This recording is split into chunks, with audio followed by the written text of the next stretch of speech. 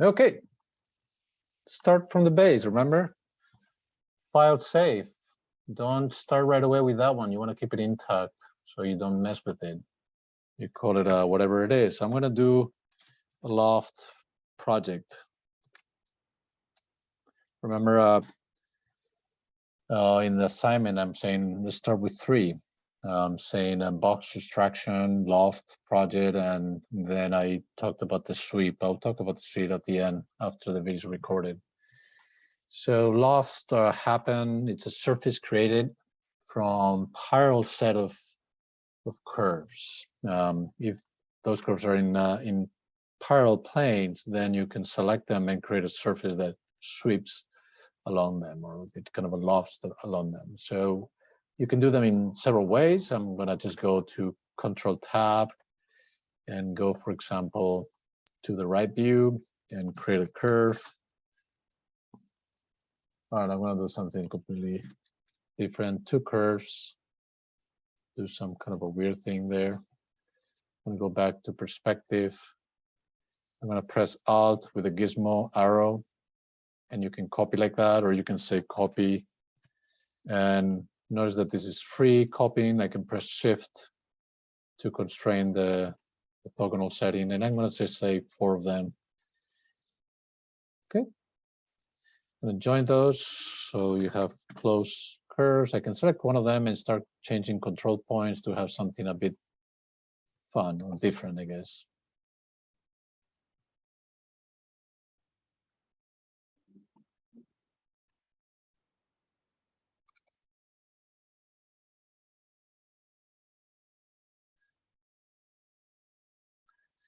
So this curve, as you can see, this curve is set in this particular plane that is vertical. This curve is in another vertical plane, parallel to the previous. The same to this one and same to that one. So if they're parallel, we should be able to do a loft. If we type loft, we can select curves of the loft. To select the curves of the loft, you should click one by one on the same area of each curve. Now, you can do a loft with open curves and it will do the surface, but in our case, I'm looking forward for solids. That's why closed curves will create a solid. You press enter, and here's a tricky thing. Here worked okay, but you have to look at where the points, before you click enter again, where are they? And where the arrow is located in this particular part of the loft command. If the points are not in a consistent area of the curve, and if the arrows are in a different direction, you should change them. I'll talk about it with another set of curves that most probably will have those problems. Okay, so I'm going to click enter again, and you can change the different options to set a different type of loft. I'm going to set normal for this one. Again, it creates a curve or surface, that goes along those curves. I'm going to say okay. Notice that if I can see through and it's open, this is not a solid. This is actually a surface. So, but I can cap it because I know the front curve and the back curve were planar. So an easy cap, it's possible, and it will create a surface in the front and another one in the back. That means that this is a perfect solid we can work with. Remember that when you do a loft and many other commands in Rhino, here, left with a series of curves. Those are the original curves that generated the surface. You might want them, and you can create another layer and print them, or you can just delete them if you don't care about them. Normally, you will leave them and keep them in a layer. Okay, I'm going to do another loft. I'm going to do like another curve. And that could be, I don't know, a bit more like closed curves like this. I'm going to go to the perspective, and I'm going to copy this, pressing Alt and the arrow, the blue one, to copy vertically. But I can also copy with the copy command, and there's a sub option here, V shortcut, or I can click here to say vertical yes, and that means that creates a vertical copy. I can do as many as I want. Those are all perfectly vertical. Of course, if I do a loft between these 4 curves, it's going to do like an extrusion, no? So it doesn't make any sense. We want some variation. That's what lofts are about. So I'm going to take those points, and notice that I'm selecting this little grid. This means that I'm constraining it in the Let me show you perspective. Let me actually do this perspective, and let's make this front. Okay. I'm moving that point, which is that point in the right view, and this point in the front. So if I click on the little grid, I'm constraining X and Y, meaning I'm moving along a plane defined by X and Y, so I'm not going vertically. The second I do this with a blue arrow, notice what happens in the right and front view.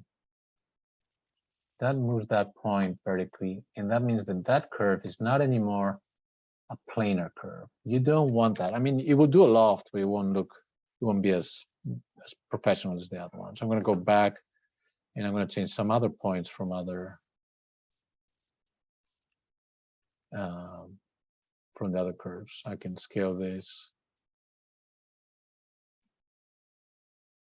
Okay, double click there. So again, this curve is in this plane. This one is in a parallel plane above it.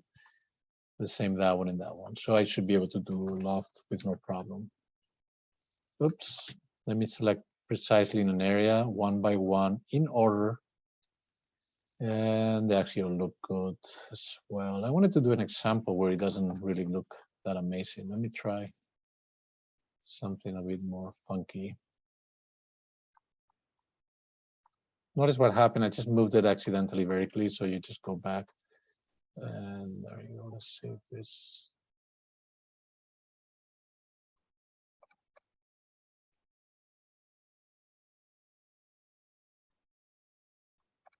Okay, I'm gonna do loft.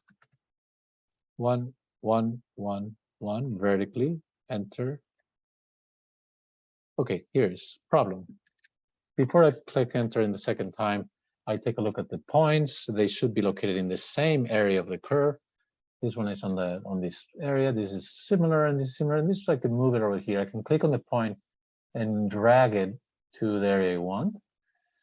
Look at the arrows now. This one's going in this direction, good, and good, in the same direction as the curve. But that one suddenly is going in the opposite. If I actually click enter, what it's trying to do is connect this curve with this one, and then flip it. It's almost like trying to flip the whole surface. That's not going to work. So we need to make an adjustment, which is change the arrow. Relatively simple. Good, good, good. Move the point, dragging. And then if you click on top of the arrow, you get the other arrow, and it changes it. Enter. And now we're good terms. This is a solid. No, because it's open on the top and the bottom, but because they're planar openings on the top and bottom, I can say cap, close it, and we have now another solid that we can work with. Last. Okay. I could actually go to the front view instead and do a polyline, just to give an example. Okay. I'm going to go to perspective, and I'm going to copy this, pressing Alt and the blue arrow, or again, I can do copy.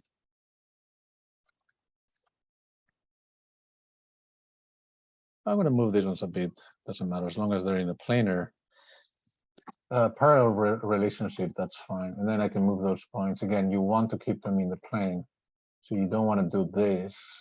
That removes one of the points from the plane. I'm going to take them up. I could potentially even delete some points.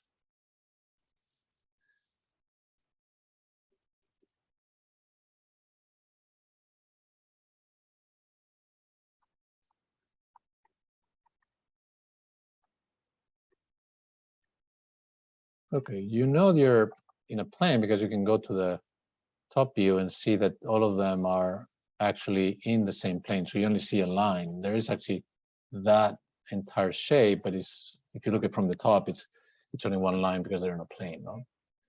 Okay, loft. 1, 2, 3, and 4. Press enter. Let's see how this looks. This is looking down from this area, and this one is looking in the other way. So let's move it to here, maybe here. Click. Arrows are looking down. That's good. I'm gonna move this one here. Arrows looking down, and I'm gonna move this one. I'll keep it there. Up. Don't escape. Bad idea. Because you have to fix these guys again.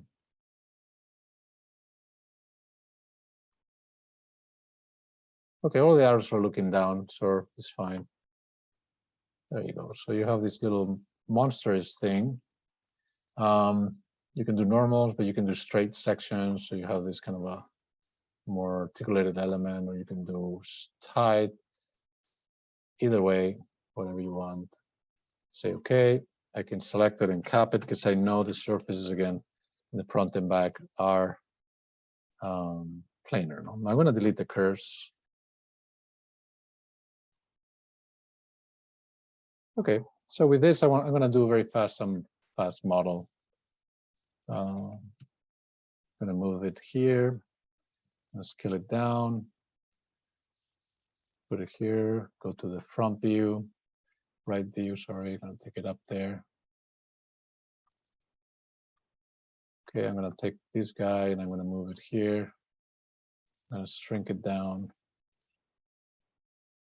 Whoa.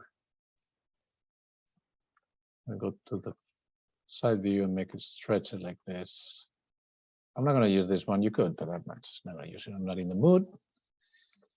Go to the top view. I'm going to copy this one several times, rotate it, maybe scale it a bit, have different scales, and then maybe another big one here. Rotate it, maybe mirror this way, and I can delete the previous. I can also go to this view, do another mirror. Oops. There you go. So that could be interesting. Maybe they could even touch. Then I'm going to make another one here. Somebody has a question? I'm going to make them intersect a bit, and maybe with the exterior.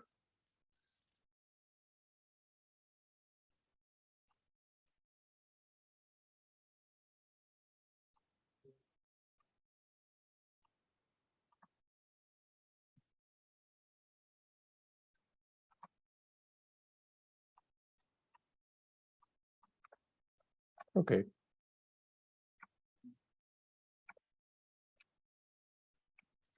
Zoom extend. So there is a weird thing. You can try different things, Boolean difference, and see what happens. Maybe it's too much. I will probably keep it simple and do maybe a project without this guy, because it would be a bit more elegant as a composition and more consistent. Let's see. So those are very cold openings that they're, you know, kind of relating. Those could be the openings between these different spaces. Or it could be for whatever. Oops. Can take this one in.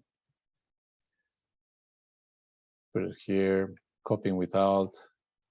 Rotating 180 degrees. Maybe shrink it a bit with scale.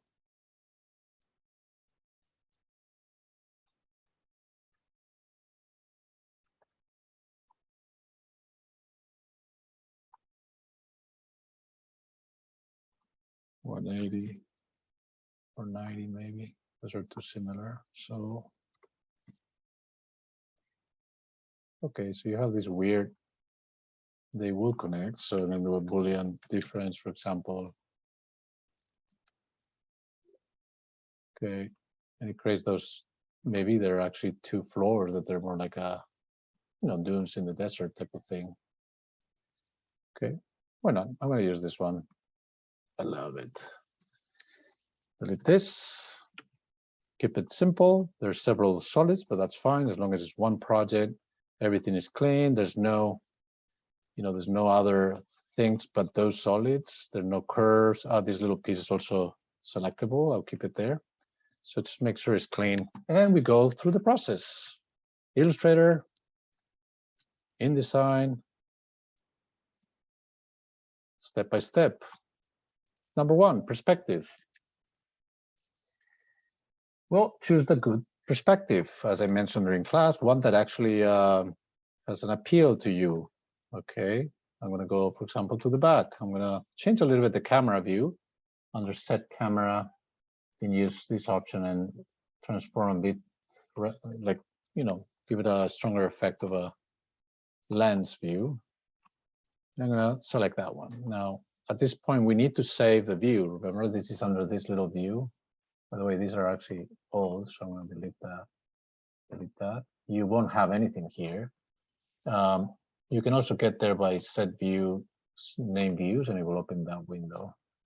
You can save it, and I will call it perspective good. I can always go back. If I do anything, I can get there. Select everything. Make 2D. Perspective good, perspective good. I need all of the drawings for the first time and hidden lines correct. If it's a complex geometry, remember you just have to wait a little bit, but it will do it. If there are lines, it's going to create some problems maybe, so make sure you only have solids in front. So remember, the drawing becomes placed on the 0, 0 coordinate. You don't want to deselect. If you deselect, you don't have the chance to go Control-Tab to the top view and right away say export selected to Illustrator. I have all of this from the previous, so I'm going to call it a section 1, loft 1. Okay. Okay. Now I don't even need to keep those. I could move them and keep them for whatever reason, but I have them now as an Illustrator, so I can delete them with no problem. Okay. Illustrator. Open.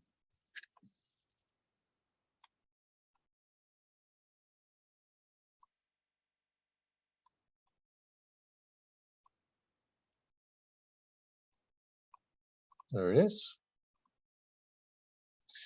Now, if the last time you were working with Illustrator, you worked with a 10 by 10 template, like I did, notice if I can go to the view and say show rulers, Control-R, from 0 to 10, from 0 to 10. So it's good. Why 10? I think I explained last class. It's pretty much the size of one of the cells. I think it's a little bit more. It's like 10.5. You can do a 10.5 if you want. That's fine. But we need a consistent cell that is repeatable. So I'm going to scale this, and I don't care yet which one's going to be the biggest one or not. I do know that I don't want to scale this wrongly, so I'm going to make sure you press Shift to scale things. Okay, I'm going to go back to Rhino, and I'm going to go to the next drawing. Next drawing is going to be an isometric, so set view, isometric. You want the opposite view, so before the perspective was from the back looking here, you want to choose the opposite so you get to tell the story of the project from a different angle. So I don't know. Let's see, that would be similar.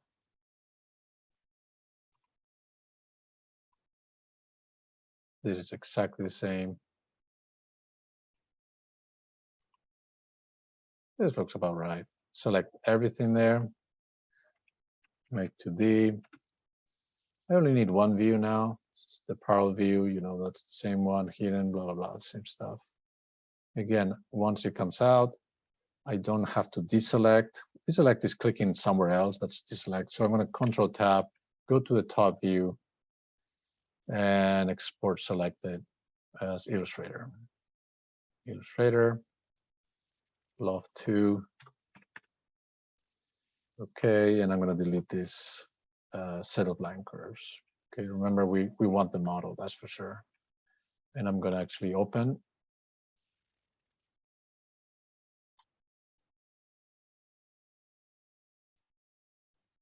Now it opens in a different page, so I'm going to select everything, Control C. And before I do Control V, I'm just going to make sure that if I click on the little paragraph here, it says paste remember layers, that's checked. So I can do Control V. If it steps on top of another drawing, do not deselect, because now it's impossible to select it without selecting other things. So you can go back and then just Control V again. And then while it's selected, you drag it out. To drag out, you have to be on top of the lines, okay? Let's scale it a little bit, pressing Shift. I don't know which one's going to be bigger, smaller. I don't know. So I'm going to hold on to decide that. Okay, section perspective. Well, we did a clipping plane. To create a clipping plane, you click 2 times. It's like a normal plane, and it creates basically a sectional cut of the model. Okay, it's cutting the object probably only on the right view. But how do we change that? We can select the plane alone, go to the properties, and there's an option clipping plane. We can check the boxes that we wanted to cut on. So, for example, on the parallel view. So there we go. We have a section cut. I definitely need this as a section perspective. Sorry, a perspective, not an isometric. I mean, unless you want an isometric, I'm going to change it to perspective. And I'm going to decide a little bit at random, because it's not. It really doesn't matter if this particular section is amazing or not, because remember, you're going to do other projects, and it might not look as good in other projects. You can also select this to be 90 degrees and flip it, which is 180 rotation. And this allows you to get plant, which is also nice type of drawing. No? I'm going to do a plant just because, why not? You might want to create another layer called whatever, let's say clip, example, new layer. Clip, and I can right click after selecting the clipping plane and say change object layer. So I can turn it off and on if I want to. There's a command also. All of the layers of stuff that we've been doing is like, the make 2D options. If you use the command purge and you click a couple times or 3 times enter, everything that is not under use, so it doesn't exist anything in that layer, will disappear, which is great. Okay, now we need to choose like a perspective that is nice to use. So I'm going to actually go to the top and increase the camera dolly length. So not exaggerated, but maybe this is not the best example. But imagine you had actually, how to say, orthogonal systems that would be much more dramatic and interesting to show. I'm going to center it a little bit, and now I'm going to save this view as well. Again, set view, name views. It opens up this little window, and I'm going to save another one. It's going to call section perspective. Good. I can go there anytime I want. Okay. Double click, and there it goes. I need to select the plane and everything and the solid all at once, and to do the make 2D view. And here's one thing you need to check: is the clipping plane intersection. That's important. Say okay. Create the drawing. Go back to the top view as always without deselecting, and then you say export selected.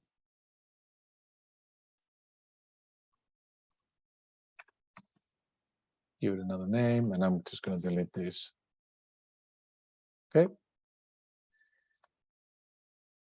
Go back to Illustrator.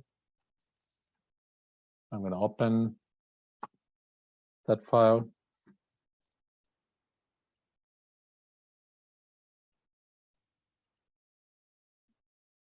Select, Control C, Control V. It goes on top of that, so be careful when you move it. And basically I have all the drawings that I need. I'm going to do something with this that I know. So Here comes the time when you do your template as best as you can and slowly, no rush. I think here's where you do spend a bit of time in making a nice composition. Okay, so I'm going to eliminate this one.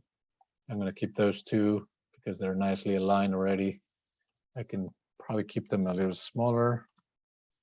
I'm going to actually maybe select the perspective and make it as big as possible. I don't know. Let's give it a couple options. You can put things outside if you want. Yeah, maybe those could be nice. Again, you press shift whenever you want to move things. Maybe diagonally, like two big ones diagonally. Now don't step on top of another one. You want to move whatever you're doing outside first. What if we do something like this? Why not? And then we click those two to make them small there, nice. I'm gonna place them closer to each other. And I'm gonna select everything and make it a little bit bigger. This is gonna be moved a little bit this way. This a little bit this way. And there's gonna be another support element here on the top as an introduction or something.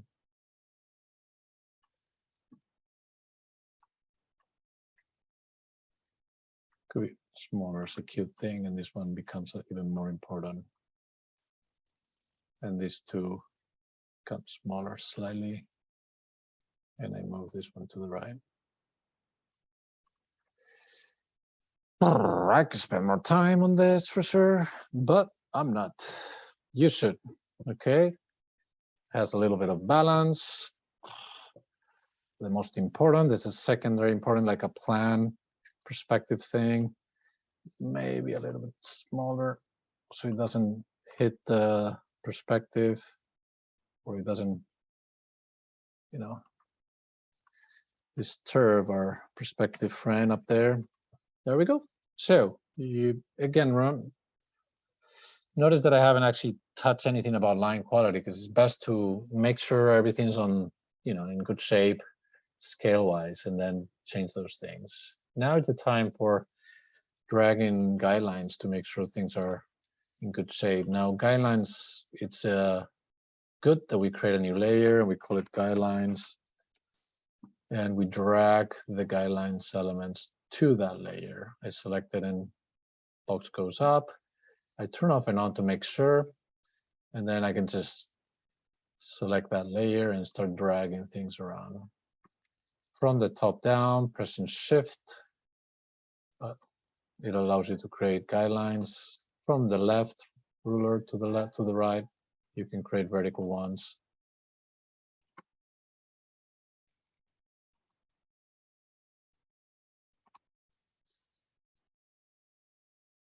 Now you can place more than less, to be honest, because you can even place one on the center, because depending on the project, you might end up not having a chunk of volume in an area, so some of the guidelines won't be helpful, but other ones should be. You can select guidelines and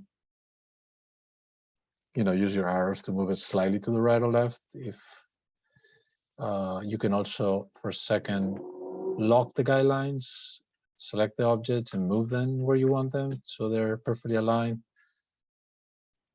etc., etc. You can move. Un segundo, corazón. Select the guideline and is it locked now? Move it up to the top. I can lock it again and move this slightly, scaling with a shift. No, ahora no. Vale, vete abajo. Vale, luego dibujamos. Venga, que estoy grabando esto. Okay, nice. And unlock the guidelines again, and you can move them and so on to their adequate space, which is probably here. Let me see, this is looking okay. We can move this one to the right. We can lock the guidelines. So this type of work is, for you to do, obviously. We can move this one's precisely to the top line, scale with the shift option here. And there you go. So things are in good shape. They could be better, but I probably need another one here now that I see. Good. All of the guidelines are there. No, this one obviously is not there. So let me change it to its position.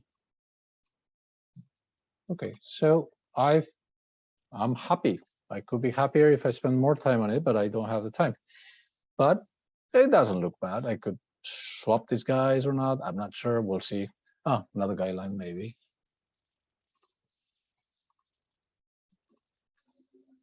Shift coming down here. There you go. Turn off and on. Good. Okay, now we fixed the stuff. I'm going to put the guidelines on the bottom. Select the hidden lines are going to be also on the bottom. We have a layers clipping plane. That's the cut that we're going to see here. Turn off and on. You see the visible lines should be on top of the hidden. That's why I drag them down. So I'm going to select the visible lines, and I'm going to use some color. I will click on this element to change the color. I don't know. Blue tones, anybody? I'm into pink today, magentas, and so why not? Thickness, maybe 1. We don't need dash line for the visual lines. We can also turn off, not this, the guidelines to see how it's looking. Okay. Hidden lines, select it to the circle. We go to 0.5, maybe dash line. I just try 2 and 2. And maybe a little bit lighter pink for now. See where we are. Notice how some of the curves are tricky for Rhino to do in the Make 2D, which is fine. Most of them are looking nice. It's a whole mess there, to be honest. It was a complex geometry. Okay, let's imagine these are in good shape. We can fix some of the other things as we move forward. Let's see, what is left? Maybe the dash line, I'm thinking now there's a little bit too thin and too light. Maybe there. But it won't really matter until we place some renderings. So, okay, color. I'm gonna place rendering here for now, and a rendering here, and some color in Illustrator. For example, go back to Rhino, turn off clipping plane, and I'm gonna actually purge again to clean up the layers. Then go to the perspective. Oops. I don't want this now, so I'm just gonna go.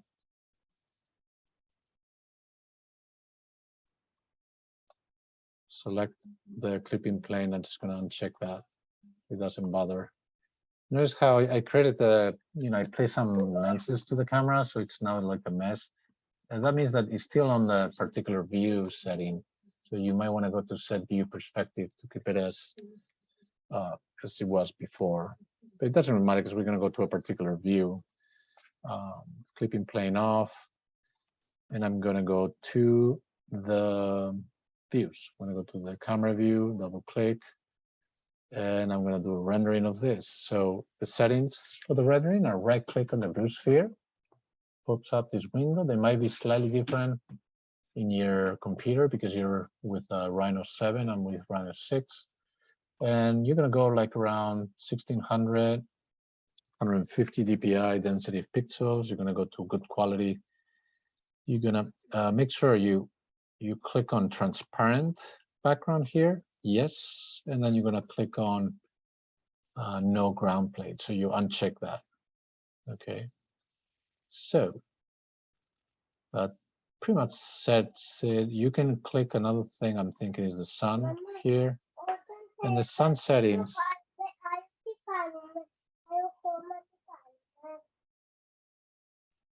You can change it to manual and change some of these elements. Now, how do you see the changes? You can say close here and click on render view, and you can go back to the settings and do the sun setting and change these manuals. You see how the rendering changes. So see that? So you can choose a view that is not necessarily, if you put it on manual, that means that it's not really, based on any data, it's not accurate. But you can do some change that just looks good as a diagram. That's what we want also. It might look good for one type of project and not another one. Again, that's checking the sun option here. So you should be then rendering. Now, I don't have the time, so I'm going to actually leave it as low res 72. Again, you're in the 150 and draft. Okay. If I render, this is going to come wide and low res again, because that's what I'm doing. I don't have the time for much more. If you render, this should be black. That means that you can save it as a PNG, which is transparent background. But we have another issue. I mean, maybe you want it white, but probably want to start thinking of color. And I'm using pinks. I like pinks. Why not today? I'm a pinky guy. So you do circle, and I'm going to change this to like a metal, or maybe metal. And I'm going to change this to a pink tone. Okay, it's going to be like a little funky car. So you can add a texture. I don't know if it makes sense for our case. Oh, now let's see what happens. I'm gonna render that. Now remember, we are in render view. That's why I can see the changes, but normally you will be in shaded. You see in the square. So I'm gonna click the sphere. Again, it's small resolution. In your case, it's gonna be bigger. You might take a little longer. So if it takes too long, you just might go and drink coffee or something. Okay, those are probably the bumps that look horrible. I'm gonna get rid of those because in low res looks horrible. Say none.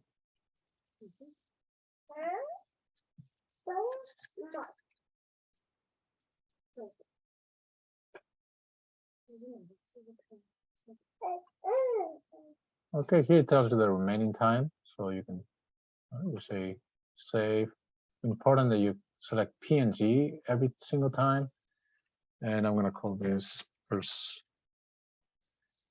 perspective section 2.1. Okay, how do we put it in? We go to Illustrator, File, Place. I have so much stuff here. Section 2.1 here is. I drag it in. I know it goes somewhere there. Now, here's the thing. You need another layer for sure, and you're going to call it image. It has to go all the way to the bottom, and you want to select the image and drag that little box to the image layer. So it's under the line drawings. That makes sense, no?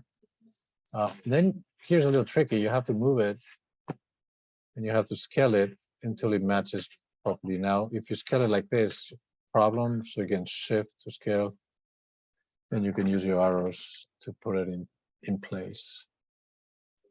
You can even zoom in a little bit to the point and then scale, pressing shift to be much more precise.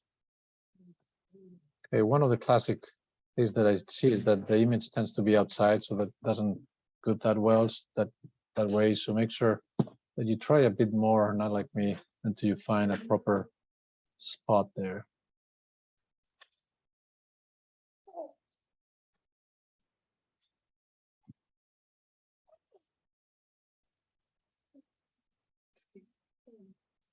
Let me see, I'm using the arrows also.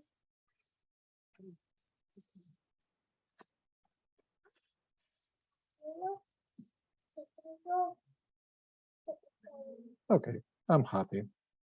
Now maybe the line Hidden lines are not perfect here. They're more visible than the visible ones. So what you could do is just select the hidden line afterwards and change it so maybe it's a little bit actually darker, not lighter. Or it could be, you could just change it a bit as you see fit, or you can add transparency. They could be thinner as well, 0.25. You definitely want to pop up the visible one. So you select the visible line, and maybe I'm going to use a darker color.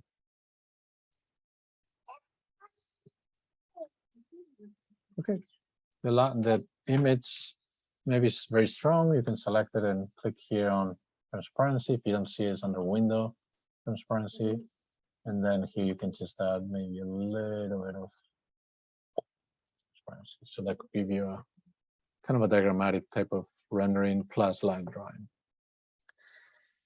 Good, that was one. How do we put color in the section cut? Well, we have a layer, clipping plane, or we can get rid of those, not get rid of, just hide them. And we can use the K command, which is the live paint bucket. We can select here what type of color we want. Why not a dark magenta? We press Control to select, or you go to select first, and then you paint on top of it. That would give you what you're looking for. That's the part being cut, no? Oh, we could also go back to the clipping plane, go back to the other view, double click, and we can render this. Given that the settings are, we don't need to change them, we have a material and everything, it's just a matter of rendering a bunch of stuff. There you go. Save. PNG. Where did this go?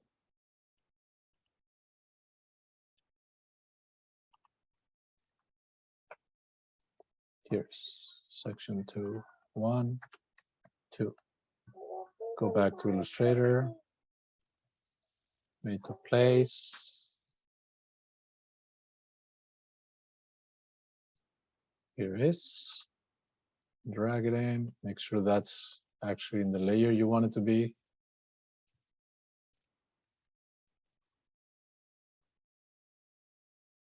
So it's not, so we drag the little square down and we start moving it carefully to where it belongs, but we're gonna have to do some scaling, no?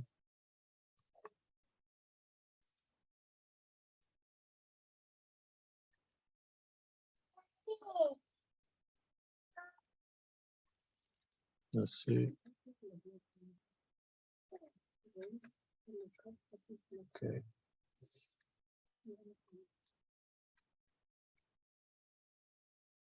Nice. I'm gonna give it also transparency because I think it's too strong. And I think it was 80, the other one, so same goes. Was it? 75. Okay. And again, why not? Why not using the rendering for the other one? So we can go to the isometric. So set view, isometric. I don't remember which one it was. So let's take a look. There you go. And I put it center and render.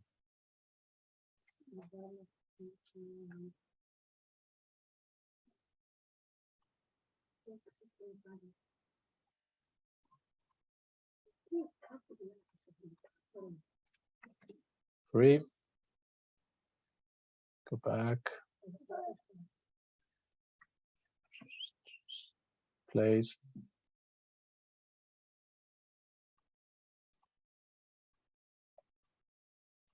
I'm going to do the other ones very fast. So I believe it's top view.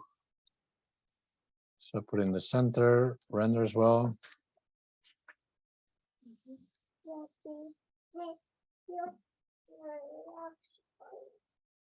Wait, did you finish? Yes.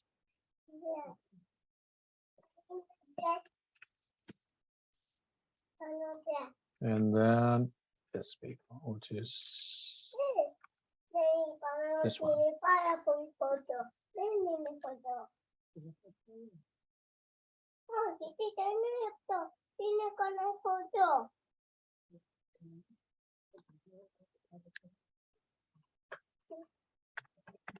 Five. Go back. I'm going to actually place the two that are left. So plate. These two. Press Control to select two, and then I can click once and twice. Different size. They have to be all of them in the layer image, correct? And in the layer image, correct. So now it's just an issue of placing them where they should, no? So again, Shift, always.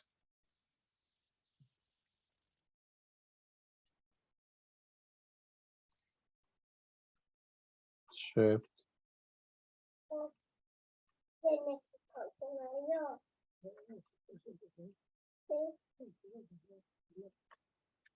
Arrows. Good. Next.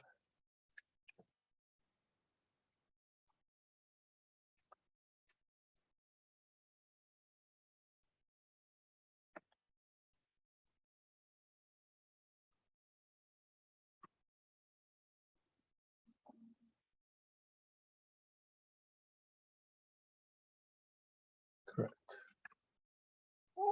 And last but not least, our friend here.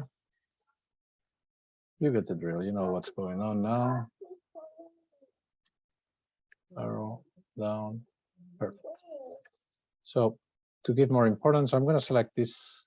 This I'm going to leave it a darky one, and these ones are going to be like more lighter. So I'm going to select like, I don't know, like 20%. That's the ones, maybe 40%. So maybe the bottom ones are actually 40, and then these ones are like 90 or something. Okay, so I have like a balance where it's lighter materials on the bottom and then darker on the top. So again, that's one option. I have guidelines. Because I have guidelines, I can use this with no problem by saving this, of course. I'm gonna give it a name, final. That will be your project, the project you take into InDesign. But you might want to do, once you're perfectly done with this, you might want to save as and give it a name. Wait a minute. Save as, and that will be the given a template, for example, template Illustrator or something like that, no? So you can work with this one every time. Template Illustrator. This one will not have guideline. Sorry, it will not have the project. So what I would do, something like select everything except the guidelines and put them maybe on the side. So you know more or less what you have. And this is the one you'll be working with next time. So you start opening this file, the template for Illustrator, and you will start dragging every single drawing that we have to do in their proper location. Save as, blah, blah, blah. No? So that's how it's going to work. No? That will be your template. And the other one will be the final one, which is here. Okay, we have this ready. We don't have to do anything. We just go to InDesign and we place Control D for placing, and we search for the Illustrator file.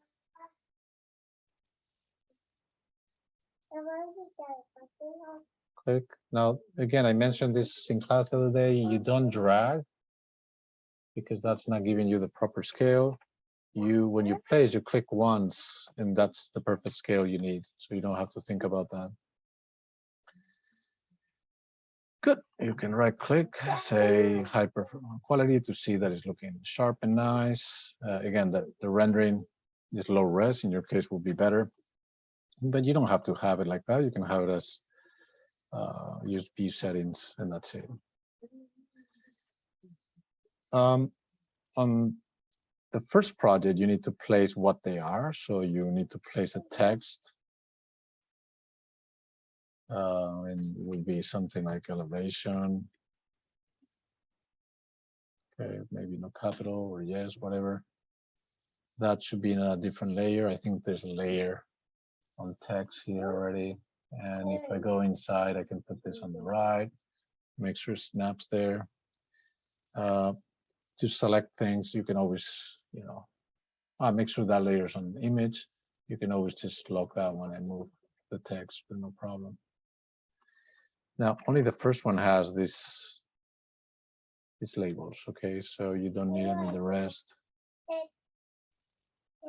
That will be section plan, something like that. And this will be axonometric or section, isometric. And then you need a place to put the main title. So that's when it becomes tricky, because you have to think compositionally, as in where the text goes, so everything fits nicely. So I mean, I could put it down here, but maybe I'm going to put it there. But there's the isometric is there, so I'm going to go back to this one. I'm going to select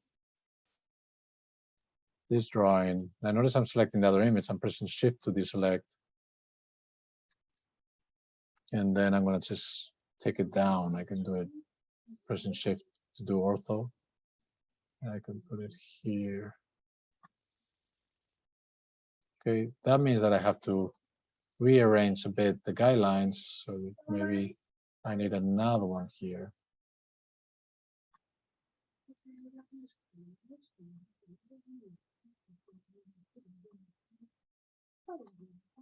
Good. So my template has changed because of this decision, and I will save. Now remember, if I save this, InDesign automatically updates, well, allows me to update with a little exclamation mark. If I double click on that or here, it updates automatically. So now I can put a text. That text could be, and that could be landscape or whatever name you can think of. Now if the labels are like 12, which could be good. Maybe this one's a bit bigger, 18. Okay. And maybe they could be even in a particular color, like a pink or something as well. So there's a kind of a consistency.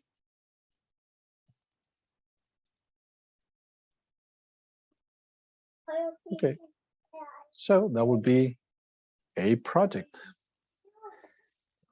We can love it more, less. That's up to how much we work and how much we put time into that. But I think it's okay. So the next one could be like a green world or whatever it is. It's up to you to decide how. But I think spending time on one is important. The next step again is going back. You save this, starting the project. You will open the project base. You will do another project here. First, you save as. It's almost like a deja vu. You start again the whole thing. You place everything on the template in Illustrator. You save it properly with the numbers, what numbers of color, what numbers of transparency, line weight, dash and gap. Everything is automated. You bring it into InDesign and it should fit exactly and precisely in the same place. No problem. Do 1, 2, 3, 4, 5. Okay. Yeah, the last thing before I close is that how do we take this? Now I'm asking you to have a printed version next Tuesday in 11:17. So export. Now make sure there's no errors. Export. And that was previous group. So section 2. It's going to start thinking, blah, blah, blah. You're going to say yes to the settings.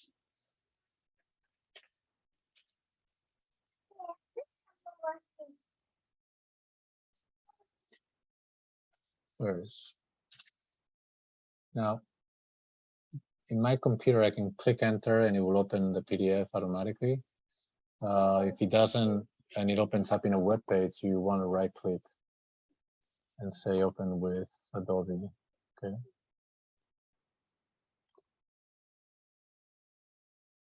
Okay, so here is the drawing. If you zoom in, the line should be perfect. The render is going to be low res. We know that's how I did it. The line qualities are perfect and the text should be nice. And again, this is the thing you print. So you do file print.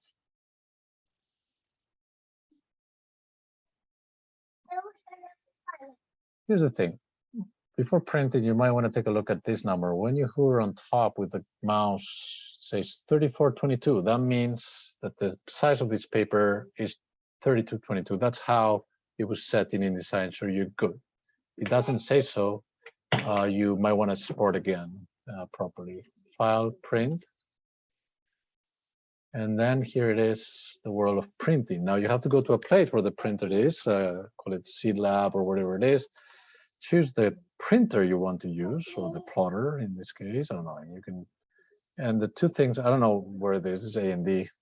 Who knows? Once you enter the printer you want to use, you want to go to the properties and change probably two things. It's just the size of the paper, no? So you're going to choose the 1117. This is what I'm pretty much asking, or go to page 1117. That's tabloid or ledger. And then we need color. So color is good. Say okay. And that changes. Now you might want to place it. No, you have to place it on landscape. Here's the thing. 1117, it's only this chunk of the entire paper. So you could print as it is, and you will have a little bit of a shot of what's going on at real scale with an 1117, which is great for us to see this, the font size, how the lines work, et cetera, et cetera. So that's a printable, and I think it will be useful. Now, the other one is custom and scale. And then because this paper is exactly 50% of ours, if we do that, it's going to be precisely the size of our tabloid, the size of our panel one. Okay, so that would be another print option. If you come with two, better, because then we can see the real scale and actual the full composition shrink in half. Okay, so you do print, comes out, you bring it on Tuesday, and I red mark your projects. Okay. I think that's it. I'm going to start recording this.